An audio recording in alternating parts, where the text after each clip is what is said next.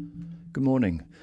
As I start this show today, there are reports of at least 15 Tu-95 Tupolev strategic bombers in the air heading towards the Caspian Sea, which is their launch point for operations involving Ukraine.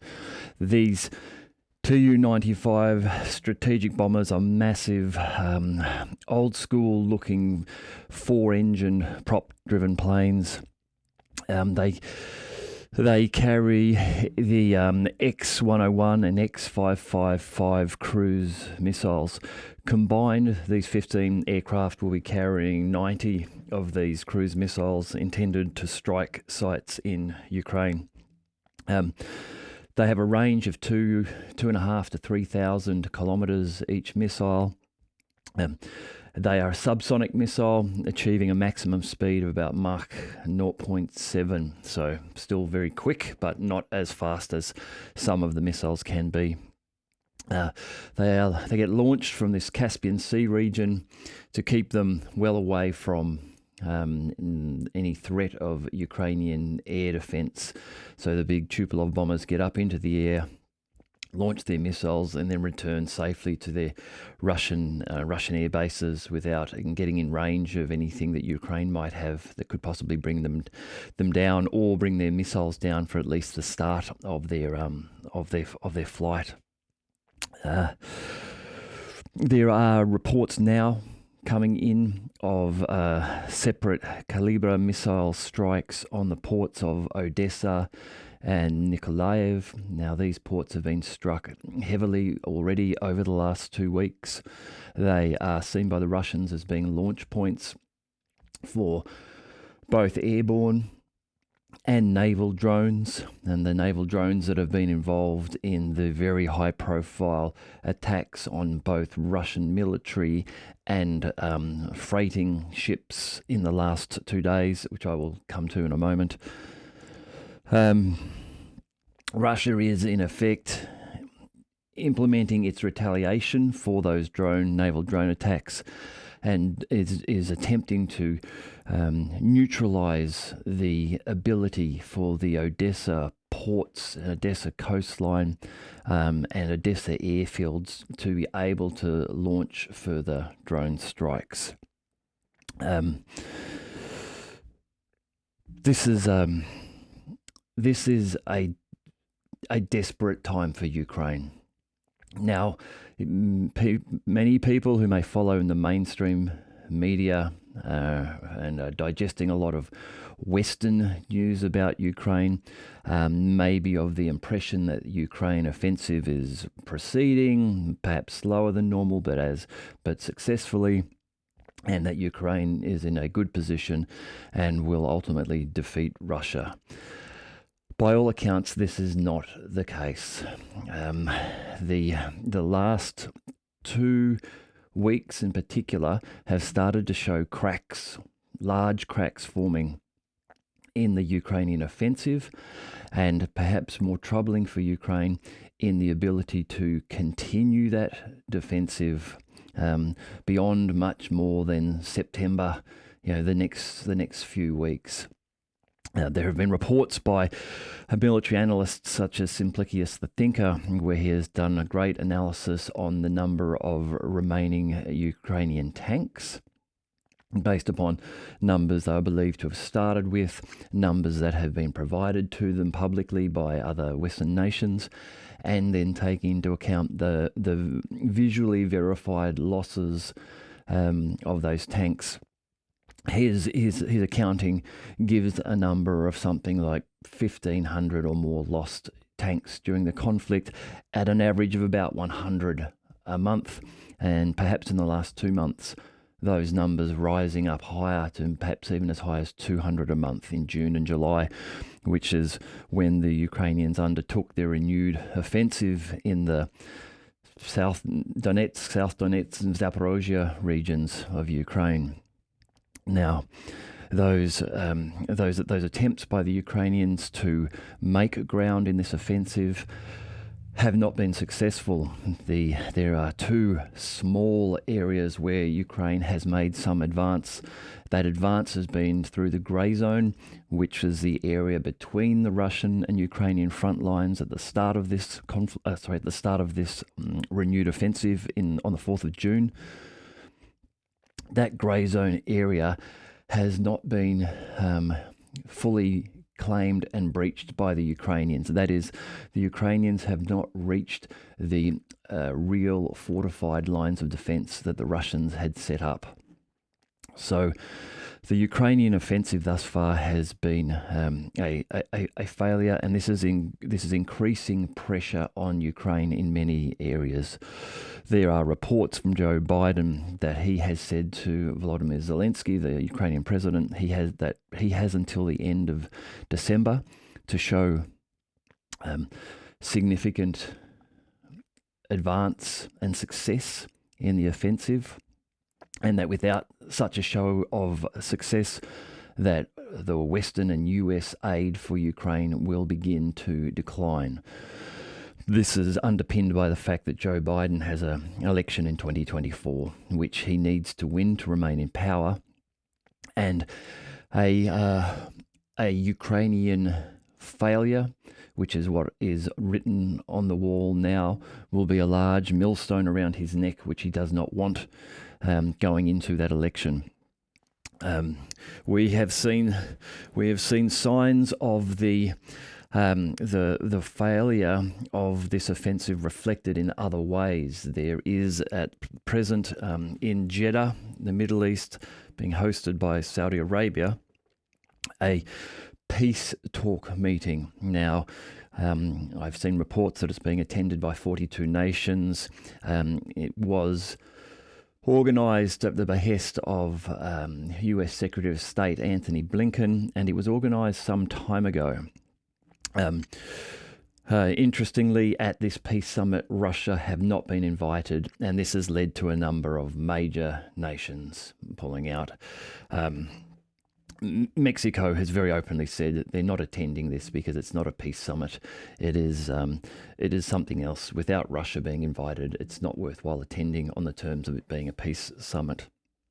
Now, I say that this is an indication of the failure because many people feel now that this was planned. This peace summit was planned now some months ago because it was expected that by this time, by the start of August, the Ukrainians would have made the successful push down through Donetsk, through Zaporozhye, would have captured the land bridges that join the Zaporozhye region onto the Crimea, would have forced their way through to the Sea of Azov, and then would have enacted strikes upon the Kerch Bridge and would have cut off Crimea from Russia. That was the goal of this offensive, to give Ukraine not only major PR success by retaking Crimea, but by giving Ukraine a massive bargaining chip. If Ukraine had been successful, had made it to the Sea of Azov and captured Ukraine, now they would be looking to negotiate with Russia from a position of some power.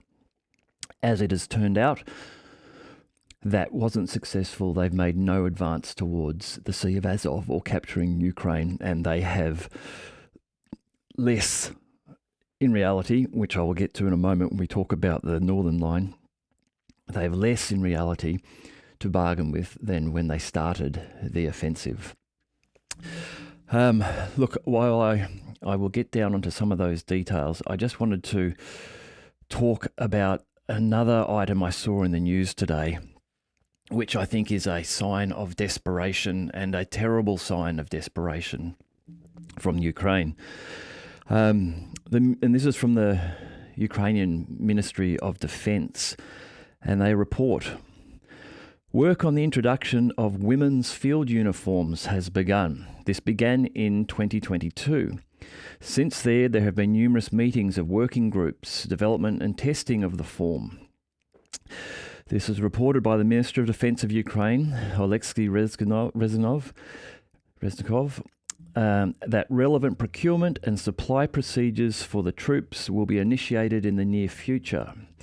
The updated suit model took into account all the wishes and comments of female servicemen who participated in military experimental trials. Women's bulletproof vests are next. Today, reported by the Ukrainians in their armed forces, there are about 42,000 female military personnel serving in the ranks of the armed forces. Now, most of these are in the rear areas. There are reports that up to 5,000 of them operate in frontline positions in combat roles. But this is a small percentage of the overall Ukrainian frontline forces. But this indication is one that shows the dwindling stocks of men and manpower that Ukraine have to take into this conflict to be able to continue. The reported Ukrainian losses have been dreadfully high. There are numerous reports from different sources using different methods, which are now all indicating Ukrainian irretrievable losses, that is, those killed in action, is approaching 200,000. There are others that would see this number be even higher, some estimating perhaps as high as 300,000 killed Ukrainians in this conflict. With no army in the world likes to introduce women into frontline conflict. There are very few women in frontline conflict. War has always been dominated by men for quite obvious reasons, I think. To see a nation disclosing that it is now gearing up to produce military uniforms, protective equipment, bulletproof vests, specifically for women, and that these trials have been ongoing, is a clear sign that Ukraine is struggling to find men to feed its war machine. There have been many ongoing reports confirmed by video footage on social media of the strong-arm tactics of Ukrainian military recruitment officers required to pick up Ukrainian men and get them to join forces. There have been reports by Ukrainians that they are given very little training, shipped under armed guard to the front line, not issued with any weapons until they reach the front line, so that they don't have an ability to mutiny and escape before they reach the front line. The fact that even this sort of report is making it out now from the Ukrainian Ministry of Defense about the need to prepare and ultimately arm and send women in bulletproof vests to the front line shows, I believe, the level of desperation that the Ukrainian state is reaching in terms of this conflict. Kiev itself has suffered tonight under its 10th night straight of drone and missile attacks. There's reporting from the Ukrainian Air Force that over the last 10 days that all of the 150 or more Shahed suicide drones have been shot down. Now, while I can't corroborate that as being true, there have been numerous reports in the past from the Ukrainian Air Force of them having shot down all drones involved in an attack, when that has clearly not been the case. When video footage has appeared subsequent to that, which has disproved that to be the case. There is a very, very tight lid kept on the surfacing of video footage from Ukrainians within Ukraine. The Ukrainian military intelligence, the SBU, has reportedly cracked it down and arrested and detained numerous people over the course of the conflict when they have shown footage which has contradicted the reporting from the Air Force of Ukraine. Examples of that were back a few months ago when the Patriot missile system was first deployed around Kiev, and there were reports that one of them had been destroyed by some Kalibr missiles.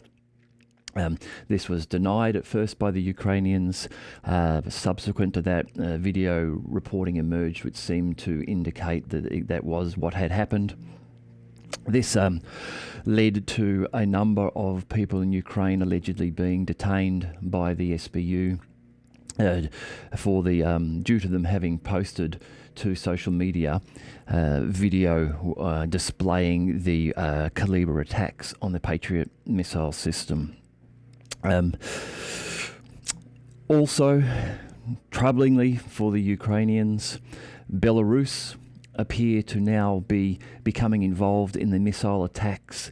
There are reports that overnight missiles were launched from Belarus into central Ukraine. Now the benefit of this to the Russians is that by launching from Belarus, it is a much shorter distance.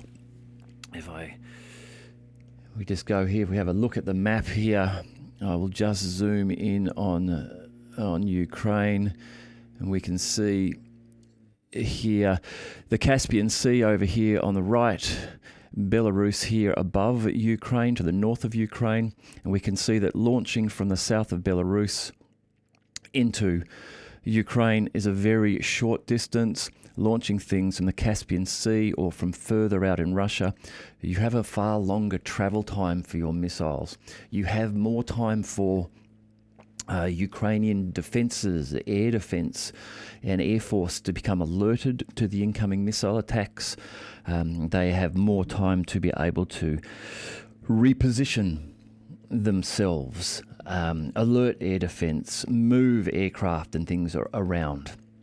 By launching from Belarus, the time to do that, the ability to respond, is reduced dramatically, and this is an unfortunate move for Ukraine, because it will mean that they're already suffering air defence systems will be under even more pressure now as Belarus enters the conflict as a base for Russian missiles in the conflict. Kupiansk, if we look to sort of what's happening on the battlefront, the northern border of the front, the Kupiansk region, let's go back here. Let's just have a look at the map. So looking at Ukraine, moving from the south where we have Odessa and Zaporozhye region, and then moving up through Donetsk and Luhansk. As we get up, not quite as far as Kharkiv, in this area here, we have the front line. We have here on the front line, roughly this red line here on the map. And along this area, there is reports of continued Russian advance. So while the Ukrainians have been attempting an offensive in the south through Donetsk and Zaporozhye, and that has been effectively restrained and held to the grey zone, in the last few days it seems as though the Russian offensive has increased even more along this front line from Kupiansk down to Torsk down here and the Kremenaya forest area. There have been continued pushes west. The Russians are looking ultimately to get themselves over here to the Oskil River. The Oskil River running down here from Kupiansk. Once the Russians meet the Oskil River, that forms a natural border or protective barrier for them on one side, and they are then able to split their forces and roll up north towards Kupiansk and then roll down south. Now, the ultimate goal of taking Kupiansk is because it is a transport hub and is to enable them to position themselves to then perhaps move across to Kharkiv itself and retake the Kharkiv region here. the offensive in this area has put great pressure on the Ukrainian army.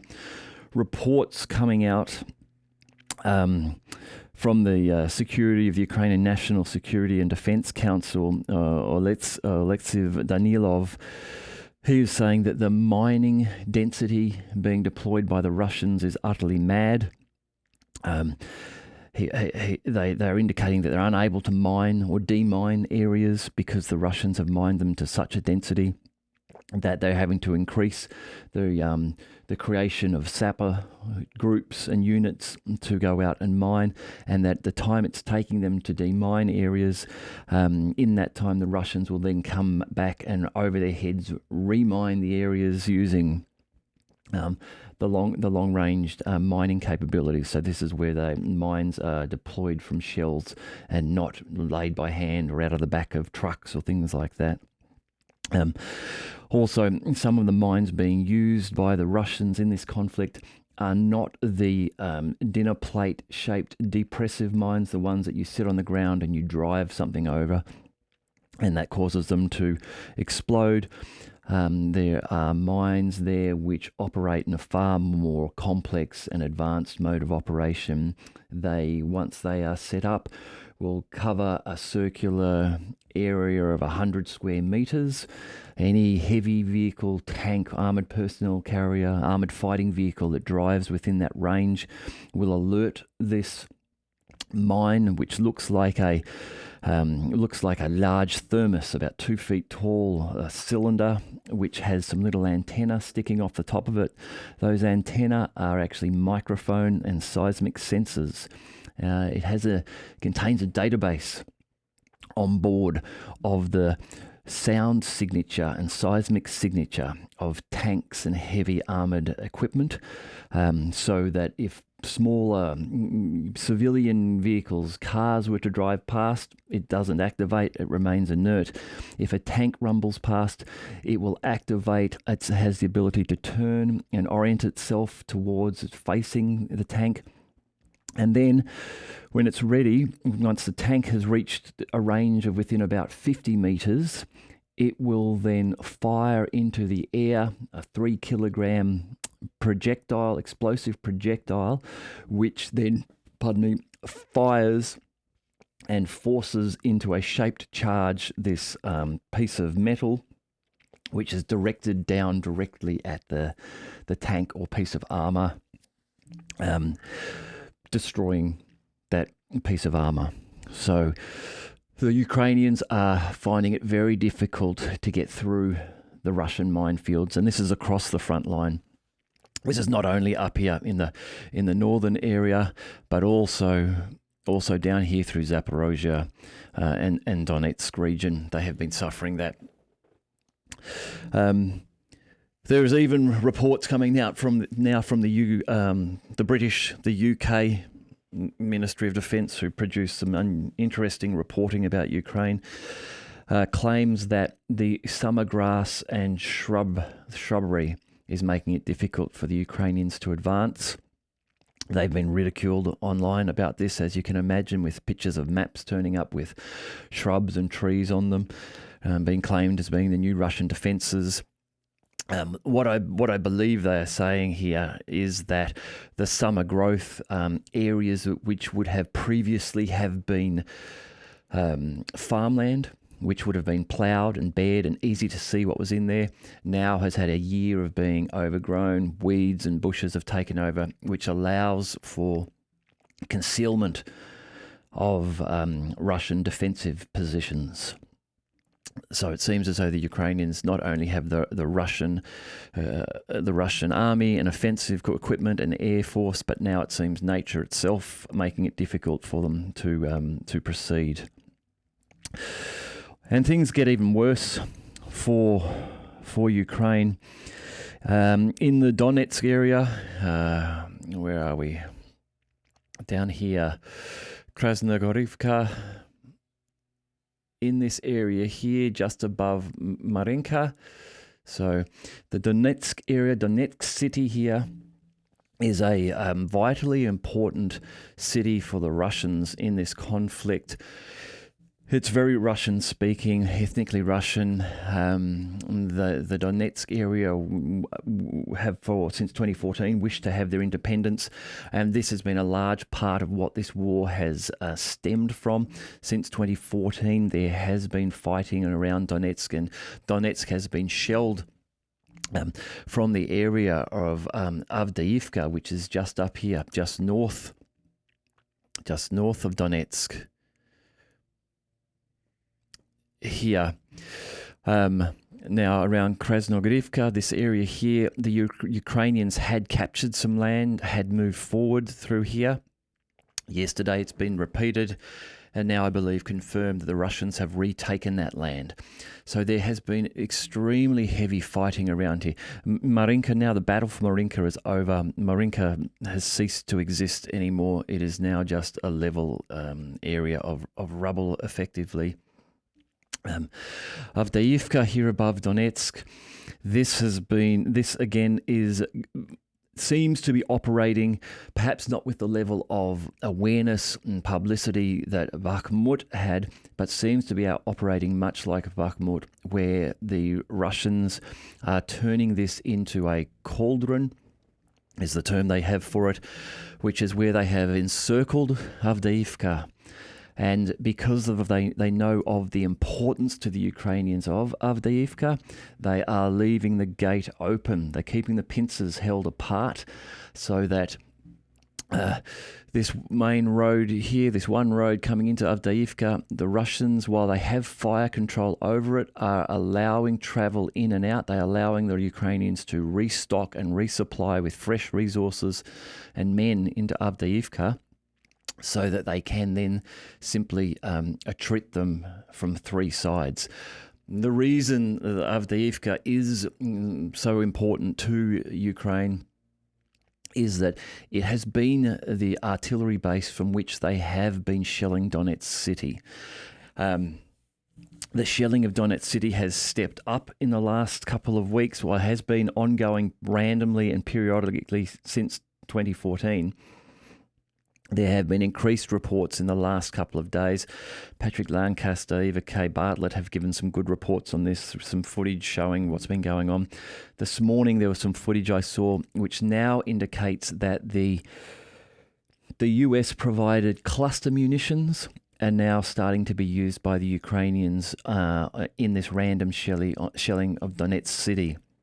There is video footage of the university building in Donetsk on fire, and a number of different people reporting today, independent journalists reporting today, that they believe this has been cluster munitions used here.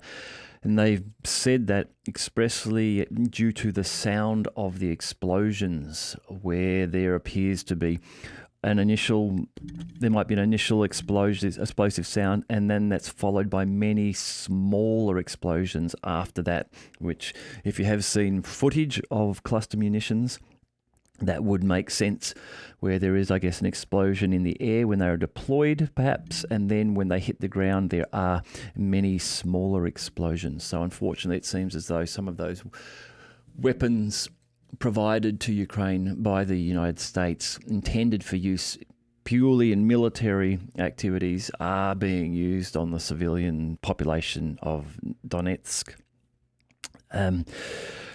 In this area of Krasnogorivka, just here, what is even worse for the Ukrainians is that the reports today are that they have been pushed back past their 2014 border, when the defensive lines were first set up then, and that the Russians are starting to take land even behind that. So this is a complete loss of the progress that they have made over the whole 8-year period.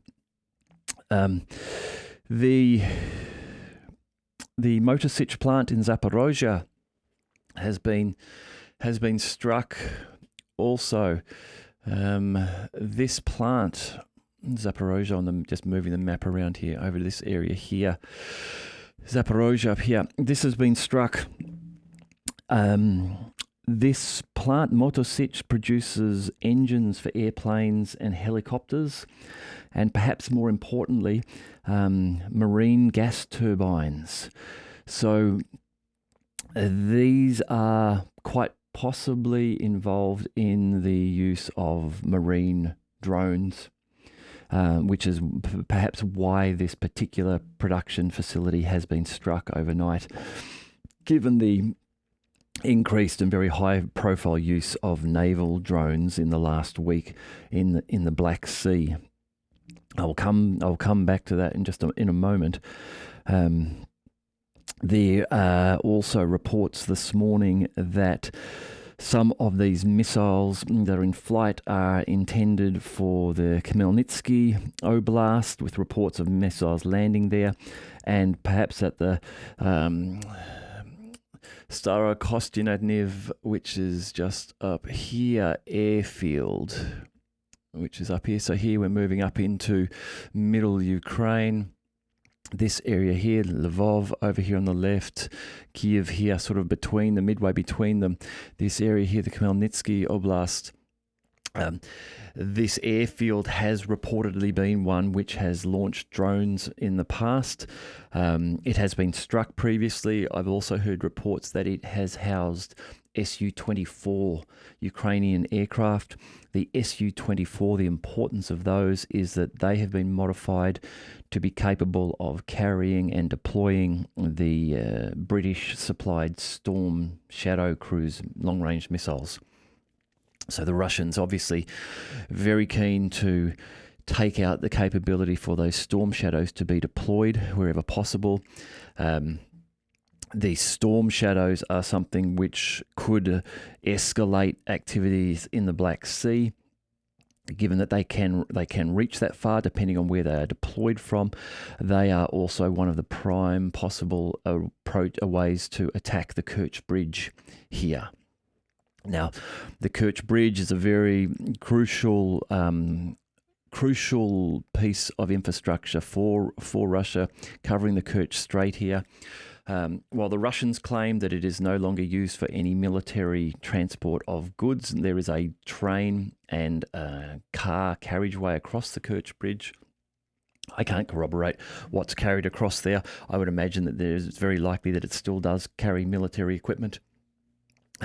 Regardless, it is the only crossing from mainland Russia here to Crimea. So for the Ukrainians to take this out with Storm Shadow missiles and do significant damage to this bridge, if they were able to achieve that, that would be something which was considered to be a major success and would stop this land route here being an option for the Russians. Even if they're not using it for military purposes today, it would stop them being able to use it if they plan to use it in the future. So, yeah, missile strikes landing there. In Kherson here, getting down to the south. Kherson City here, the Antonovsky Bridge, this area right here. The area here of the Dniepr, this is where the Ukrainians have established a bridgehead across the Dniepr River here. They have for some time now worked tirelessly to resupply this area as a bridgehead with small speedboats across the river. The Russians have on numerous occasions launched missile strikes on this area. Last night there were more missile strikes and video footage of that along this area here of the Dniepr, where there are reports along here that there have been Ukrainian forces sort of spreading out along these ways here, looking for ways that they can extend the bridgehead.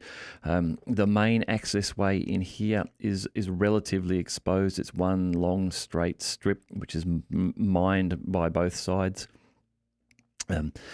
However, the missile strikes that were shown last night were air-launched, air-to-ground missiles through this area here. So the Ukrainians who are working on this bridgehead are having very little success in actually extending it anywhere useful. It's very slow going once they get off this main road through this area.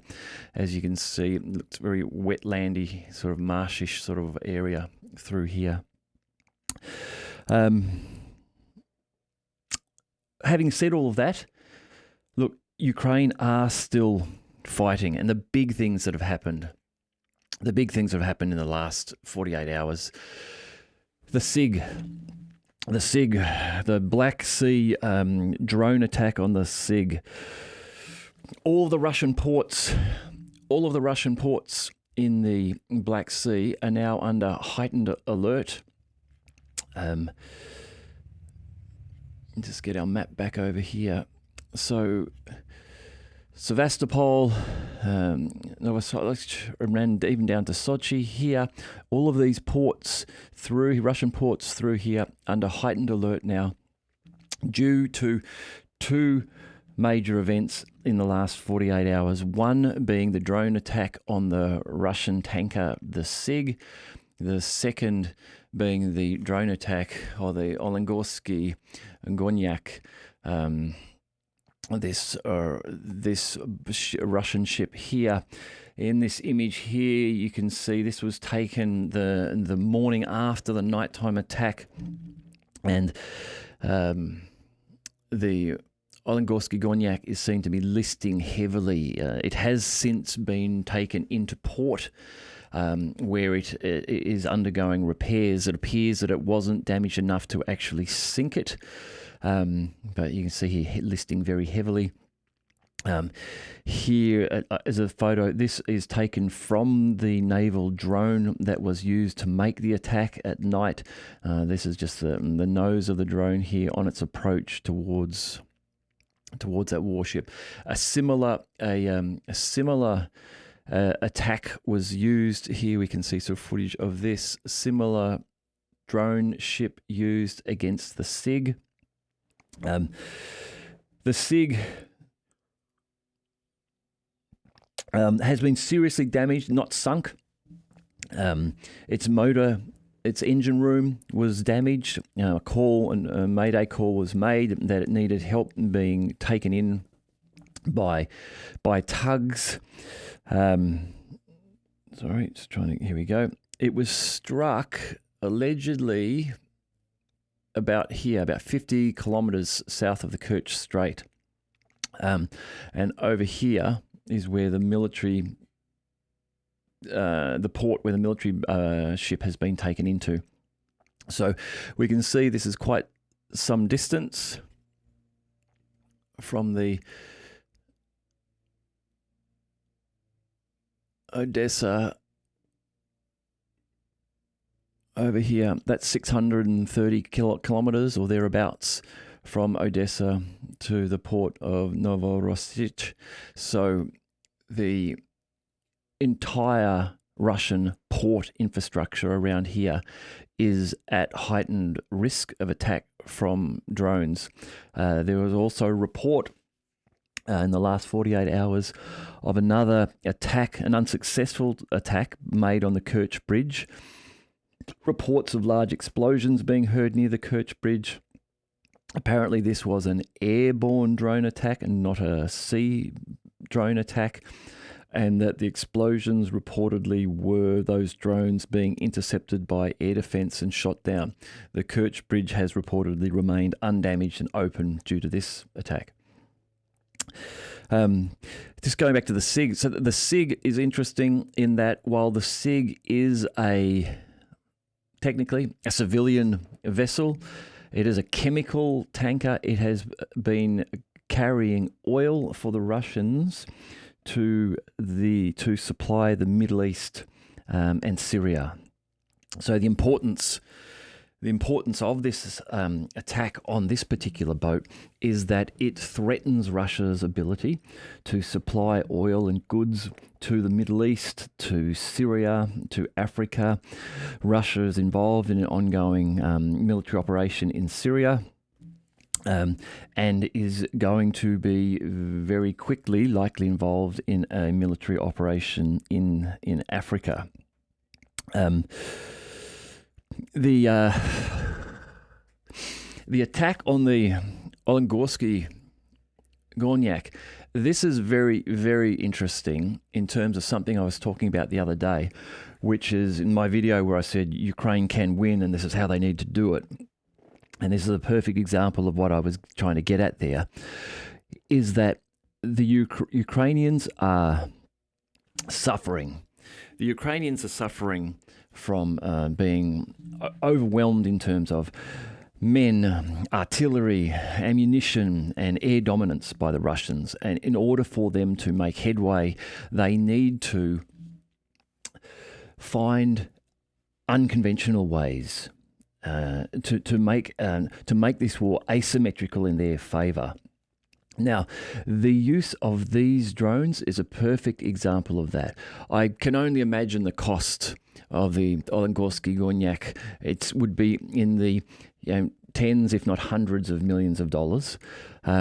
Yet one of these drones, fast naval drones like this, we're probably talking something in the tens of thousands of dollars. I don't know. I'm going to guess and say these might come in under $50,000 to produce. So you can see how now the Ukrainians have tactically had success here by deploying, two successful drone attacks in 2 days. They have now put the entire Russian oil and export through the Black Sea at heightened risk. Any ships that were not Russian ships that were looking at working in this area will now be very concerned about insurance. They will be very concerned about their ships themselves. This is likely to cause some challenge for the Russians. The Russians will be forced to provide higher levels of insurance on any ships coming that way. But as we see, the Russian retaliation has been swift, it seems, and it appears to be targeted at the ports of Nikoliev and Odessa, where the Russians believe that both the air and primarily the seaborne drones have been launched from. And I imagine that these strikes will continue until the Russians feel confident that they can stop these drones. We may even see increased patrols and a westward movement along the Black Sea here of Russian frigates and patrol boats to effectively put a protective boundary around the eastern half of the Black Sea to enable safe travel through all of the Russian ports, so from the Sea of Azov through Sevastopol down to Sochi, and then ensure their safe transit down to the Bosphorus in Istanbul. So seeing increased Russian military presence over here, I would not be surprised if we see that perhaps in some sort of layers with smaller, faster boats fanning out across the front, ones with quite likely sizable machine guns and small cannons mounted on them to be able to address any identified drones in that area before they then get to some of the larger, more powerful fighting ships along here. A couple of weeks ago, I remember watching a military summary channel. He mentioned that the recent trip by Zelensky to Snake Island, this is probably going back a month now, he felt that signaled that would be the start of some sort of escalation in the Black Sea. Now, Snake Island is down here just off the coast of Odessa. It is alongside one of the shipping lanes outside of Odessa down here. And it was visited by Zelensky allegedly, and then shortly after that it was bombed by the Russians with some large Fab 500 bombs.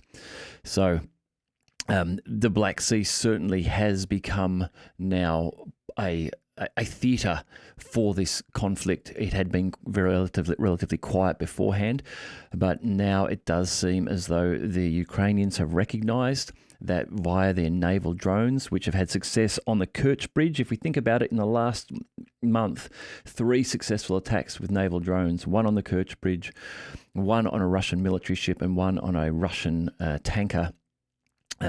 In terms of asymmetric warfare and using unconventional means to have outsized success, these have been very big successes for the Ukrainians. However, putting them into perspective, they are 3 tactical successes. None of them were conclusive in their success, in that the Kerch Bridge wasn't destroyed, the Olengorsky Gornak wasn't destroyed, the SIG wasn't destroyed, but they have had a large impact. But they are tactical, and the challenge that Ukraine has is it needs to find a way to be able to continue to do that if it wishes to put sustained pressure on Russia. Now, this is a good tactic because clearly the offensive has failed. They haven't been able to capture Crimea, but if they are then instead being able to pivot and say, okay, our next goal will then be to lock down the Black Sea for Russian shipping, that again becomes a very strong and powerful bargaining tool if they reach a point where they can go and bargain with Russia. Again, I don't think that Russia is in a position yet where that would force them into bargaining. I think the Russians probably have a lot more to give in terms of protecting their shipping routes through the Black Sea if that really starts to become a problem for them. They're having very good success in the north, and unfortunately for the Ukrainians, success in the north is a challenge, because success in the north, and with activity now starting in Belarus, that's getting closer and closer to Kyiv itself over here, which is obviously, going to be the last point, the last holdout in this conflict. If once Russia does begin to move its way further and further west towards the Dnieper. Now, many people, and John Mearsheimer, who's a very well-versed person in terms of geopolitics, suggesting that ultimately the Russians will look to move to the Dnieper down here and take all of this land to the east of the Dnieper, and then come through here, through Kherson, and claim Odessa as well. Taking Odessa down through here then gives Russia access to all of the ports of Ukraine, and what would then remain of Ukraine would be left without ports. And if we just draw what that might look like down something like this, which and would also allow this region here of Transnistria in Moldova to be joined back to Russia. So we have effectively something like that.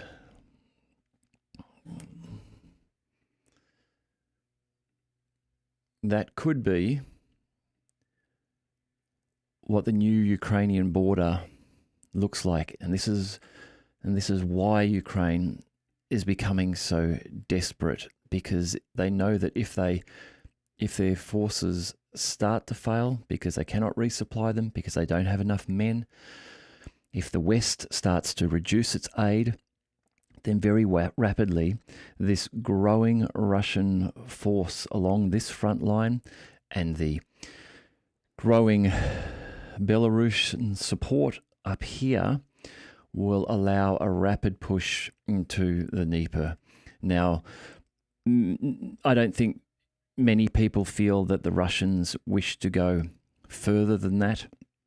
The Russians wish to capture enough of Ukraine to take those areas that are predominantly ethnically Russian, and they are ones that are on the east of this line. They want to take them back. They don't want to take ones which are in the west, which are more Ukrainian ethnically and more Western aligned. As John Mearsheimer says, that would be like trying to swallow a porcupine. It would cause you a lot of pain and discomfort if you tried to bring those regions into Russia.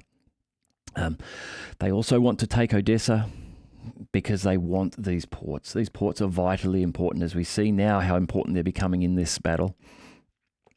If Russia can extend its ports from Sevastopol right around to take all the Odessa ports, taking also, remember, this gives them now effectively a Russian border with Romania along the Danube, going up here, plus past the Ismail and Reni ports, which have been bombed just recently.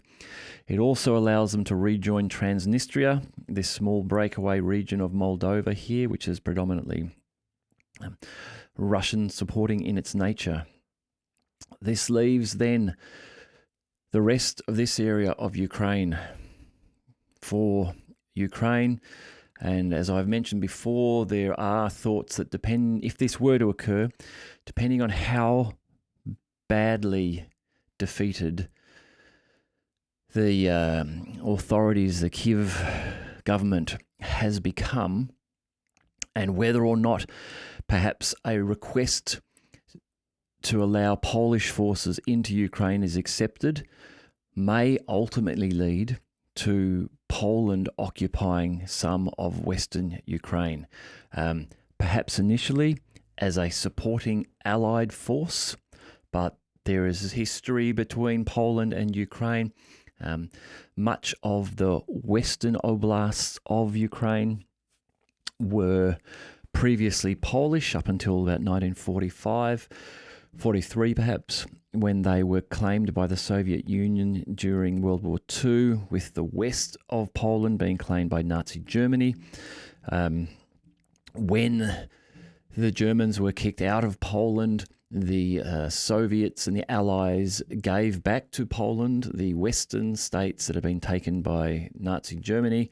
However, the eastern areas, which now make up parts of Ukraine and Belarus, were retained and became parts of Ukraine and Belarus. So that's fresh, relatively fresh history. Only 75 years ago for the Polish. So if they found a very weakened Ukraine on their doorstep and they had occupying forces in there, it would be foreseeable that they may eventually look to extend their borders. And what we know as Ukraine today could, in a few years' time, be a completely very different looking country, with perhaps this central area here, and some zone perhaps running down here like this, being kept as a buffer. Being kept as a buffer here between what would be Russia on this Russia to the east of this line, and Poland to the east of this line. Now, I'm not saying that is going to happen, but if we think beyond the day-to-day and what might happen in the next week or month or so, and get to a point where there is some form of resolution around the fighting in Ukraine, there will be a reshaping of borders.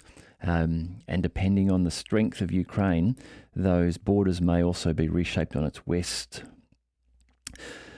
There's also, there's ongoing activity in that Black Sea. The reports last night that an Su-30 fighter jet was scrambled from the Crimea. That was due to a United States Global Hawk reconnaissance drone over the Black Sea and approaching the port of Sevastopol. Reportedly, the Su-30 came out of Crimea to approach it, and then the Global Hawk backed off, retreating back. There have been constant flights of Western reconnaissance drones through the Black Sea. Now we're seeing Russian jets being sent up to intercept them. This may escalate. There have already been a couple of cases in the last year and here and in Syria where there have been interactions between Western drones and Russian fighter pilots, where they have pulled some Top Gun maneuvers and dumped fuel over drones. In the Black Sea, one was damaged where they just clipped the rotor blade and it caused that drone to crash. So we could see escalation here if one of these gets itself shot down by a Russian pilot, because that will then put the Americans into a tough position where they will they will need to respond in some measure, but they will need to be careful with how they do that, lest they take the bait and drag themselves deeper into this conflict when they are more than likely looking to try to find an off-ramp and a way out of it now that it is going poorly, and that in November of next year, Joe Biden is going to have to start persuading people that they should vote for him, even though he will have lost at that stage, I don't know, $200 billion in Ukraine with nothing to show for it. And in fact, perhaps even worse to show for it than when the conflict started. Remembering that the Russians, Sergei Lavrov and Vladimir Putin presented a plan to Ukraine in March of 2022, which was negotiated and looked as though it was approaching being agreed and signed by both parties. That deal at that stage would have let Ukraine leave this conflict without the death and destruction of its cities and its young people, with all of its western borders intact, and giving up only the eastern areas of the Luhansk and Donetsk regions. These were the regions you can see kind of along this front line here to the east of them. These were the regions that were already wanting to separate from Ukraine, and this is what the fighting from 2014 has been over. So they had been a referendum had been conducted there, and those regions had voted that they wanted to come under Russian control.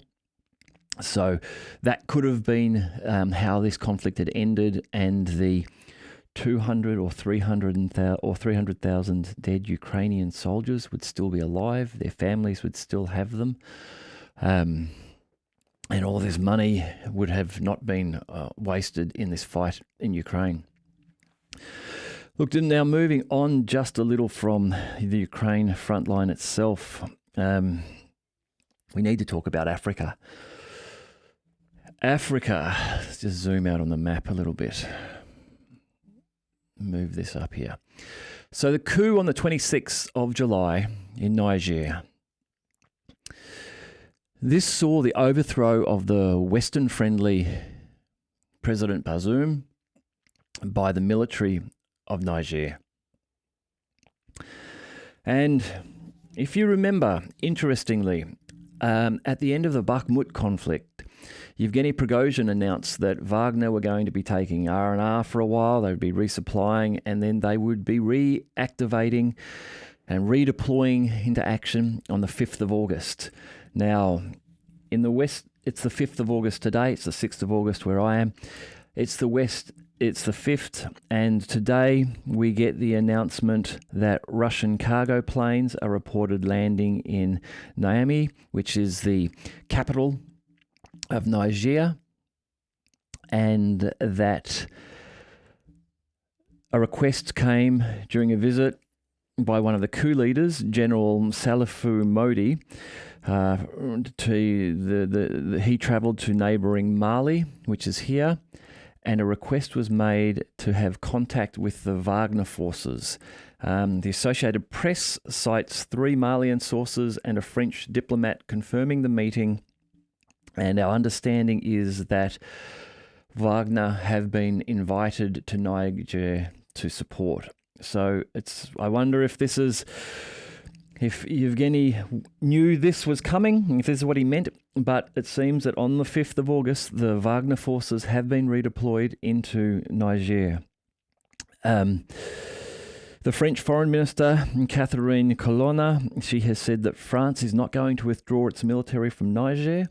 There's about 2,000 French military troops in there. Apparently, the French Foreign Legion has been mobilised. America and France have evacuated diplomats and nationals from Niger. And there is the growing likelihood of conflict between Nigeria, just to the south of Niger, and Niger, Mali, Senegal, Guinea, Benin, Burkina Faso, and even Algeria up here. Now, all of them are talking about supporting Niger if there is military intervention made. Along with the 2,000 French troops in Niger, there are 1,500 American troops there already. The new leader, Tsiatsi, who is the new leader of Niger after the coup, has severed diplomatic and military relations with France and the US. France have been given 30 days to get out of Niger. That's including the military. So this means that the US and French military forces, if they do not leave, will become occupying forces in Niger. So with the Wagner forces moving in here, they will, of course, receive support from Russia. Again, the reporting is that Russian cargo planes were reported landing in the capital today. Again, this is one of the reasons why the activities in the Black Sea is so important, because getting oil out of the Black Sea down to the Middle East and down into Africa, if required, is something that the Russians will want to be able to do. Now, all of this, I mean, many people will be saying, okay, if Russia gets involved in a conflict in Africa, that's going to help Ukraine because the Russians will be stretched. That may be the case. However, reports are that Russian mobilization, the stealth mobilization is proceeding, and there may be preparations for a real mobilization to occur. Dmitry Medvedev, the secretary of the Russian Defense Council, has reported that between the 1st of January 2023 and the 1st of August 2023, 231,000 people have signed contracts with the Russian Ministry of Defense. So 231,000, presumably these are considered to be new contracts. So that's 230,000 people who are joining the Russian armed forces since January. Some of those now will have had 6 months of solid training. Some of them, of course, will only be just starting. But this correlates with some other reporting which indicates that the Russians may have upwards of 150,000 troops nearing readiness, effectively a new army ready to enter the conflict. That some of these troops may then be earmarked for support in Africa if required. Now, I'm not saying that there's going to be Russian boots on the ground deployed into Niger, but we may see movement of Wagner forces from Belarus to be repositioned, redeployed to Niger, and then perhaps they will be replaced in Belarus by this new army. The Russian defense spending has allegedly doubled. Its targeted defense spending for 2023 to more than $100 billion, which is allegedly a third of all government spending. This, again, this doubling of military spending for the Russians aligns with them moving to a full war footing. We have had for months now reports that the production of ammunition and tanks and missiles in Russia is operating 24/7, day in, day out, around the clock on expanded production facility bases. The production of electronic componentry and chips required for missiles and the advanced electronics in tanks and infantry fighting vehicles and aircraft is being domesticated, with production facilities within Russia being developed, highly advanced ones allowing them to get down to the level of 7 nanometers on microchip production. The Russian ruble being kept low by the Kremlin to aid this domestic industrialization, to reduce the ability to purchase these goods offshore and force that industry create them internally, which then cuts Russia's dependency on the West, enabling it, being a very resource-rich country, to sustain itself in a prolonged conflict. Some of the Russian commentary on this army that was being amassed is that it's not necessarily for the current conflict. The current conflict, they feel they actually have enough men in position now, but it's for a larger conflict. And when asked about what that larger conflict was, they revealed that it was the threat of an engagement with NATO itself. So Russia is positioning itself to be able to take on all of NATO. That's where it's going. I'm not saying it's ready for that yet, but that's clearly where it is moving itself over the next couple of years, such that if NATO does decide it wants to take on Russia en masse, Russia is preparing to be ready for that. As I've mentioned earlier, this is a challenge for the West and for the Western nations. They are a large and diverse grouping of different states. There are already cracks and problems. We've seen Hungary and Turkey not wanting to let Sweden in. There are differences of opinions between the different groups. Plus, some of these nations are starting to suffer politically at home. In the German political space, the AfD party is polling in a recent poll at a 13% increase, while the SPD, which is the Social Democratic Party, has been punished for enforcing deindustrialization policies, following along like green policies, removing nuclear power production and those sort of things.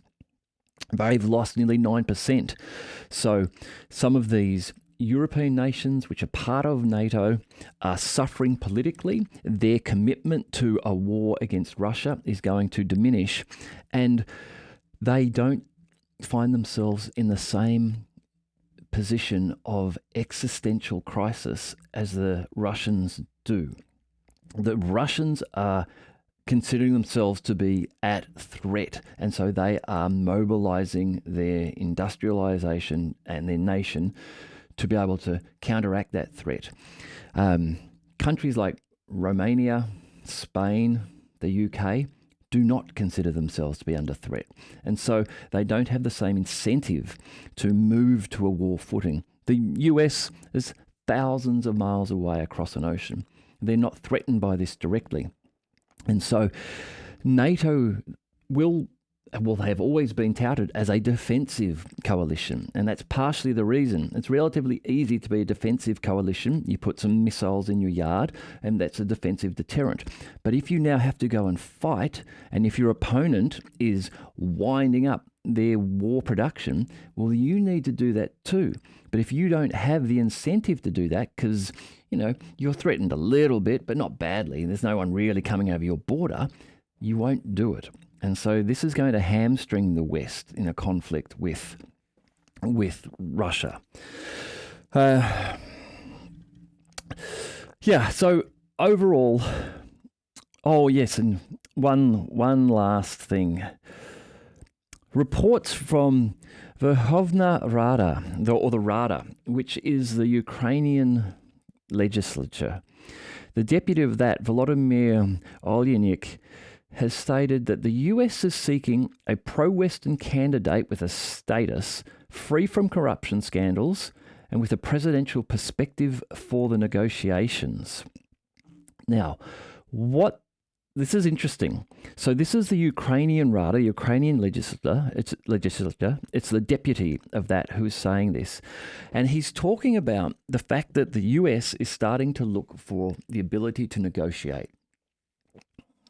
They want to negotiate with Russia because, as I've just said, they really don't want to get into a big NATO fight because they're not ready for it and they will suffer. And those nations closest, so Poland, Lithuania, Latvia, Romania, all these sort of countries, Moldova, they will suffer first, and they don't want this to happen. Anyhow, the US allegedly are seeking a pro-Western candidate with a clean sheet, free of corruption scandals, and with a presidential perspective for the negotiations.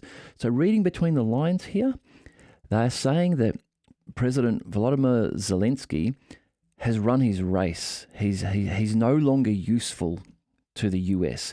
Now that they're moving to a phase where they are going to have to negotiate with the Russians, they're looking for someone else.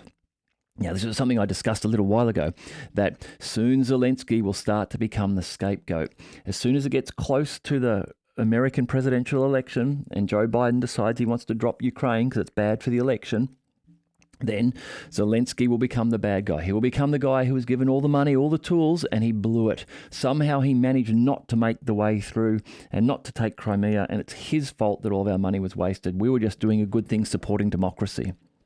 And it seems as though that now is starting to happen. We all know that the negotiations are between the US and Russia. Ukraine is a mere proxy in this fight. However, they do need a figurehead, and they don't want that to be Zelensky, it seems. So somebody else in Ukraine now will be starting to smell the blood in the water here, and pressure on Zelensky will increase. Who it will be, I don't know. I have heard some people suggest that it could be Zelensky, that he's got a better profile, and because he was happy to disagree with Zelensky, he might be someone who could be promoted to those ranks. I don't know if he's the right person for the role, but it appears as though the West are losing faith in Zelensky and are looking for someone else who they can push as president, who can be the figurehead in the negotiations with the Russians. Okay, so overall, as I say, I think things are becoming desperate for Ukraine.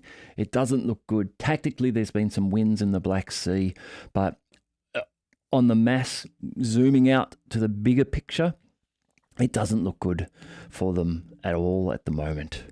Hey, if you've made it this far, I hope you've enjoyed this show. I hope you're enjoying the channel. Please provide some comments, some feedback, because I find it really useful to know what people like, what people are interested in. If you haven't already subscribed, please subscribe and tell your friends. And I look forward to talking to you again soon.